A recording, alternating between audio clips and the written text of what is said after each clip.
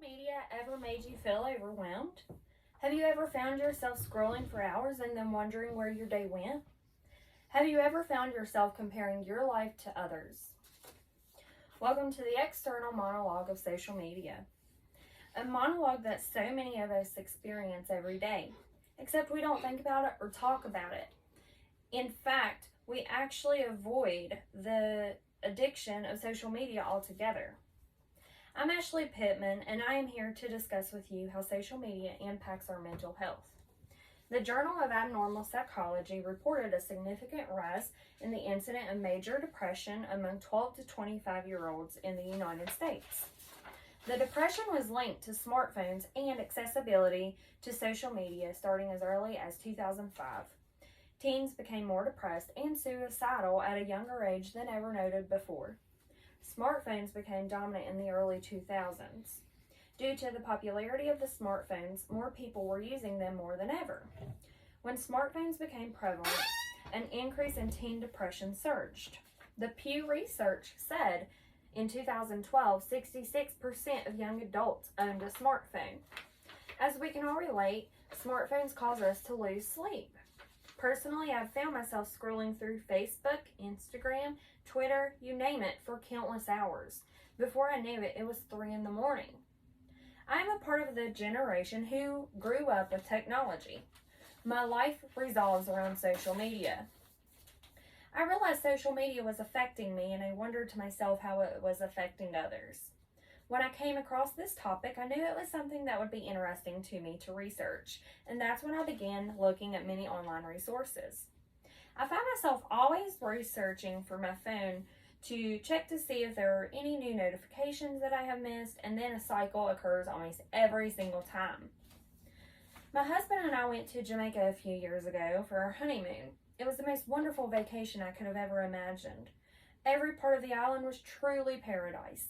I was so excited to show all my friends and family our pictures from our vacation. So the first thing I did when we arrived was post to social media. At the time, I didn't realize how addicted I had become to something so simple. Facebook kept drawing me in over and over again. It had become a habit and an addiction to check my phone. I know many of us can all relate that we have had thoughts of deactivating our Facebook or social media, but something had stopped us. Or maybe we did delete it, but you reactivated it for some reason. I too have done this. The Center of Collegiate Health found that the top 3 diagnoses for university campuses were anxiety, depression, and stress.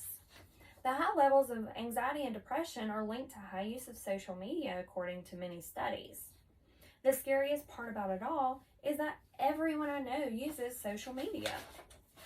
My friends, my family, my colleagues, and my children's sports teams. Interestingly, 95% of 18 to 29-year-olds are all on social media. 91% of those are 30 to 49 years old. 83% of adults are 50 to 60 years old. It was found that the average American spends up to 2 hours a day on social media. Anyone spending that amount of time doing anything will be affected somehow.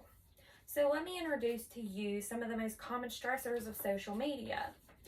We have highlight reel, social currency, FOMO, and online harassment.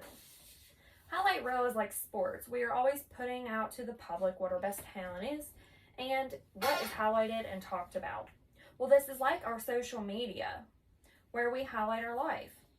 Like that trip to the park that was supposed to be fun, but your toddler had meltdowns and on the way spilled their juice all over them. But on social media, you only highlighted the great day you had at the park with your family. Next, we have social currency.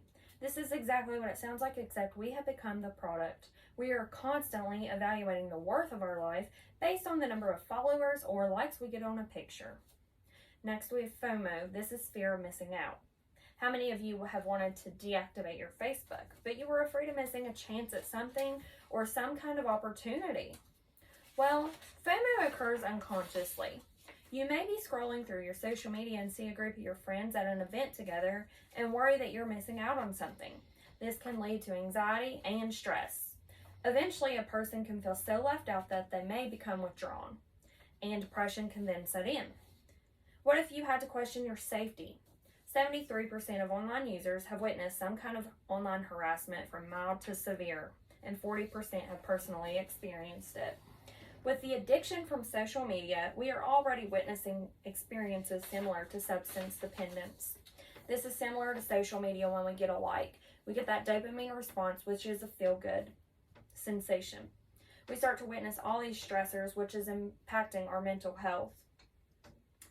Research from Pew found that those who reported use of social media for 2 hours or more a day reported a high level of anxiety, depression, and suicidal thoughts. See, I'm not trying to convince you to stop using social media, but I'm trying to bring forth knowledge on the impact that it has on your life. Social media can be a good thing if practiced safely.